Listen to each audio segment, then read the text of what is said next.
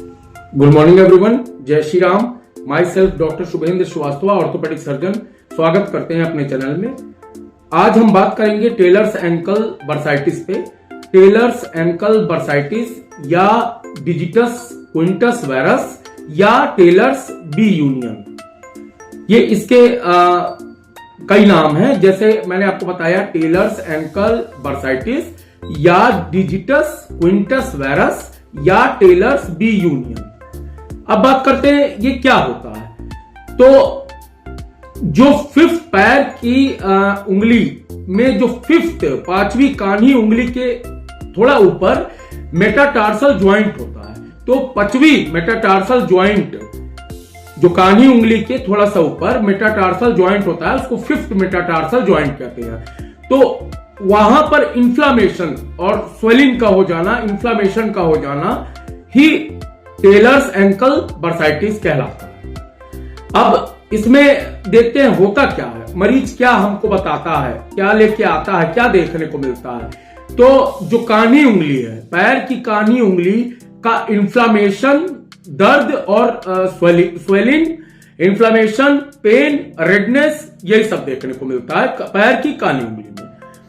तो अब बात करते हैं इसको टेलर्स बी यूनियन क्यों कहते हैं। इसको टेलर्स बी यूनियन इसलिए कहते हैं क्योंकि कहा जाता है कि पहले कुछ सेंचुरीज में टेलर्स जो है वो क्रॉस लेग बैठा करते थे। तो क्रॉस लेग बैठने के कारण, लंबे समय तक क्रॉस लेग बैठने के कारण जो पश्चिमी कान्ही उंगली के थोड़ा सा ऊपर, मैंने बताया फिफ्थ मेटाटार्सल ज्वाइंट होता है, वहां पर एक प्रोट्रूजन प्रोट्रूजन निकल जाता है। प्रोट्रूजन जैसा, उभार जैसा बाहर की ओर निकलता है, जो देखने में यही लगता है कि पांचवी कान्ही उंगली के ऊपर फिफ्थ मेटाटार्सल ज्वाइंट पे एक प्रोट्रूजन, एक उभार नुमा स्वेलिंग दिखाई देती है। तो इसीलिए इसको टेलर्स बी यूनियन कहते हैं। अब बात करते हैं ये इसके मैकेनिज्म की। तो मैकेनिज्म मतलब ये जो फॉल्टी मैकेनिकल स्ट्रक्चर या एनाटॉमिकल डिफेक्ट भी इसको कहा जा सकता है। अब बात करते हैं कि जो फिफ्थ मेटाटार्सल, जैसा कि मैंने बताया, कान्ही उंगली के, पैर की कान्ही उंगली के ठीक ऊपर फिफ्थ मेटाटार्सल ज्वाइंट होता है या फिफ्थ मेटाटार्सल बोन होती है। तो वहां पर वो धीरे धीरे वहां पर प्रोट्रूजन, बाहर की तरफ एक उभार निकलता है, और जिसकी वजह से जो पैर की कान्ही उंगली है वो जैसे जैसे उभार प्रोट्रूजन बाहर की ओर निकलेगा, वैसे वैसे पैर की कान्ही उंगली अंदर की ओर मुड़ती जाएगी। तो इसके कारण जो अलाइनमेंट है, जो पैर का देखने में जो अलाइनमेंट है वो बिगड़ जाता है, उसमें बदलाव आ जाता है। अलाइनमेंट कान्ही उंगली पैर की अंदर की ओर हो जाती है, और जो फिफ्थ मेटाटार्सल बोन है वहां पर उभार आता है। उभार आने के कारण पैर की कान्ही उंगली अंदर की ओर इनवर्ट मुड़ती जाती है। तो इस कारण पंजे पैर के सारी उंगलियों का और मेटाटार्सल ज्वाइंट का अलाइनमेंट जो है वो डिस्टर्ब हो जाता है, और जो कान्ही उंगली के ऊपर एक उभार बाहर की ओर निकला हुआ दिखता है। अब बात करते हैं इसके टाइप्स की। तो टाइप 1, तो इसमें जो मैंने बताया, जैसा कि मेटाटार्सल, जो फिफ्थ मेटाटार्सल, तो हेड ऑफ जो पश्चिमी पैर की कान्ही उंगली के ऊपर जो फिफ्थ मेटाटार्सल बोन है, उसका हेड थिक हो जाता है और एनलार्ज हो जाता है, मोटा हो जाता है और बड़ा हो जाता है। अब बात करते हैं टाइप 2। तो टाइप 2 में जो फिफ्थ मेटाटार्सल है वो उसका लेटरल कर्व जो है उसका वो इंक्रीज हो जाता है, और जो फोर्थ और फिफ्थ मेटाटार्सल बोन है उसका जो इंट्रा मेटाटार्सल एंगल है, जो फोर्थ मेटाटार्सल और फिफ्थ मेटाटार्सल के बीच का जो एंगल है उसको कहते हैं fourth and fifth intra metatarsal angle, वो इसमें नॉर्मल रहता है। तो ये बात बहुत ध्यान देने वाली है कि टाइप 2 में फिफ्थ मेटाटार्सल जो है उसका लेटरल कर्व जो है वो इंक्रीज होता है, लेकिन जो फोर्थ और फिफ्थ मेटाटार्सल का इंटर मेटाटार्सल एंगल है वो नॉर्मल रहता है। अब बात करते हैं टाइप 3 की। तो टाइप 3 में क्या होता है, जो लेटरल एंगुलर डिपोजिशन हो जाता है ऑफ फिफ्थ मेटाटार्सल। जो फिफ्थ मेटाटार्सल बोन है वहां पर लेटरल एंगुलर डिपोजिशन दिखाई देता है फोर्थ के कंपेयर्ड में। फोर्थ मेटाटार्सल के तुलना में फिफ्थ मेटाटार्सल पे लेटरल एंगुलर में डिपोजिशन दिखाई देता है। तो और इसकी वजह से, इस डिपोजिशन की वजह से जो फोर्थ और फिफ्थ मेटाटार्सल के बीच में इंटरमेटाटार्सल एंगल है वो बढ़ जाता है।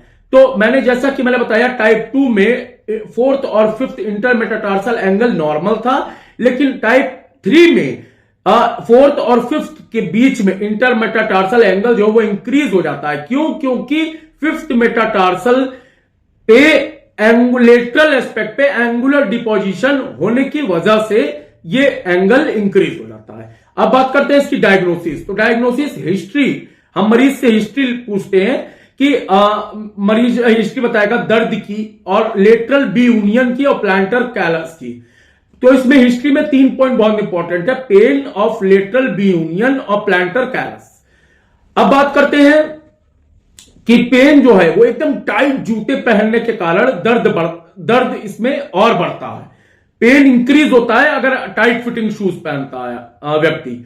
अब बात करते हैं इसको डायग्नोसिस करने के लिए और एक्सरे का हम सहारा लेते हैं। एक्सरे से उसकी सीवियरिटी को एसेस करते हैं, एक्सरे करके सीवियरिटी को हम एसेस कर सकते हैं।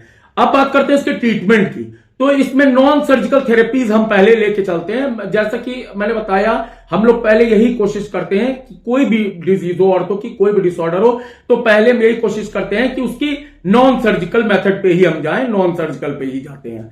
तो नॉन सर्जिकल थेरेपीज में पहला हम शूज मॉडिफिकेशन, जैसे कि मैंने बताया कि इसमें टाइट फिटिंग शूज के कारण ये और कॉम्प्लिकेट करता है। तो इसमें वाइड टो बॉक्स चौड़ा, जिसका आगे का जूते का पॉइंटेड ना हो, हाई हील ना हो, और वाइड टो बॉक्स हो, आगे का जूते का जो आगे का पार्ट है वो चौड़ा हो, जिससे टाइट ना हो, पंजे में दबाव ना बने और कॉम्प्लिकेशन ना हो। दूसरा, हम पैडिंग कर सकते हैं। फिफ्थ मेटाटार्सल जो कानी उंगली है पैर की, वहां पर हम पैडिंग कर सकते हैं, पैड लगा के उसको प्रोटेक्ट कर सकते हैं कि उस पर और इंजरी ना हो, चोट ना लगे और वहां प्रेशर ना पड़े, दबाव ना बने। अब बात करते हैं ओरल मेडिकेशन। ओरल मेडिकेशन में एज यूजुअल, जैसे मैंने हर वीडियो में मैं बताता हूं, मोस्ट ऑफ द वीडियोस में डिसऑर्डर में, डिजीज में मैंने बताया, सबसे पहले हम ओरल पेन को कम करने के लिए ओरल मेडिकेशन में एनसेड्स देते हैं। एनसेड्स में मोस्ट कॉमनली आइबुप्रोफेन देते हैं। क्यों? ये आइबुप्रोफेन देने का मकसद बस यही है, पेन और इन्फ्लामेशन को रिड्यूस करना। अब बात करते हैं जिसका ओरल एनसेड्स देने के साथ साथ हम आइसिंग रैप बताते हैं। डायरेक्ट आइस नहीं लगाना है, आइस को टॉवल में रैप करके और उससे हम सेक सकते हैं। आइस पैक का यूज कर सकते हैं टॉवल में लपेट के, उससे जिससे मरीज को कुछ राहत मिल सके। अब बात करते हैं जिन मरीजों को ओरल एनसेड्स देने पे भी आइस पैक से भी नहीं रिलीव होता है, उनको हम इंजेक्टेबल पे जाते हैं, इंजेक्शन थेरेपी देते हैं, कॉर्टिकोस्टेरॉइड की इंजेक्शन हम देते हैं उनको। फिर ऑर्थोटिक डिवाइसेस का यूज करते हैं इसमें हम। अब हमने सब करके देख लिया और सब कुछ देख लिया, अगर इसके बावजूद सीवियर केसेस हैं, कुछ सीवियर केस है जिसमें मरीज को सब करने के बावजूद राहत नहीं है, मरीज अभी भी कंप्लेंट कर रहा है, मरीज की मतलब दिक्कत बनी हुई है, तो उसमें हम सर्जिकल इंटरवेंशंस पे जाते हैं। तो सर्जिकल में हम डिस्टल और प्रॉक्सिमल ऑस्टियोटमीज करते हैं। डिस्टल और प्रॉक्सिमल ऑस्टियोटमीज करते हैं किसकी? फिफ्थ मेटाटार्सल की।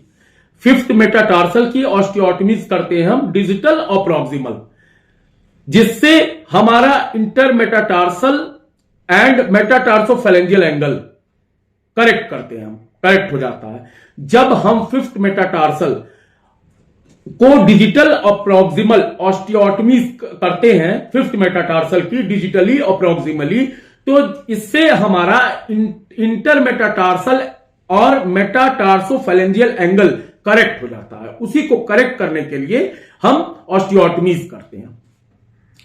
इस वीडियो में फिलहाल इतना ही। बहुत बहुत धन्यवाद। जय श्री राम। आप लोग इसी तरह अपना प्यार बनाए रखिए और मैं इसी तरह जानकारी से भरी वीडियोस लाता रहूंगा।